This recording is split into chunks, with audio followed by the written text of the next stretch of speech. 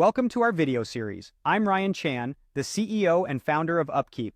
In this video, we'll be diving into the intricacies of planning and scheduling for maintenance teams. We'll help you decode the jargon, understand the importance of metrics, and give you insider tips on how to make your maintenance planning and work order scheduling more efficient. We'll also be exploring some key metrics that can help you analyze your facility's health. So, if you're part of a maintenance or operations team and you're looking to level up your knowledge, you're in the right place. Let's get started. In the world of maintenance, there's a whole lot of jargon to keep up with: predictive, preventive, reactive, corrective, and many more. It might seem overwhelming to plan out all these aspects of maintenance, but let me assure you, planning is the heart of maintenance. And the great news? There's a plethora of tools and cutting-edge technologies out there designed to make maintenance planning and work order scheduling a breeze. Before we dive into the nitty-gritty of planning and scheduling, it's absolutely crucial to understand metrics.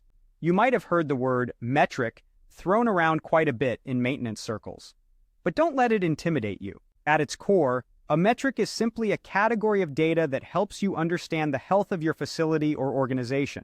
Sure, profit is one of the most basic metrics, but there's a whole lot more to keep track of in a maintenance plan than just money in and money out. That's why it's so important to get a handle on a facility's vital metrics before you even start crafting a maintenance plan.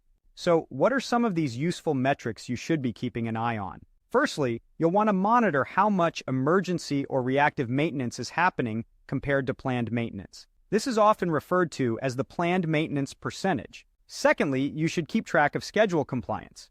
This is basically the hours completed versus the hours scheduled. Thirdly, don't forget about undocumented expenses. These are things like trips to get parts or supplies that weren't originally accounted for.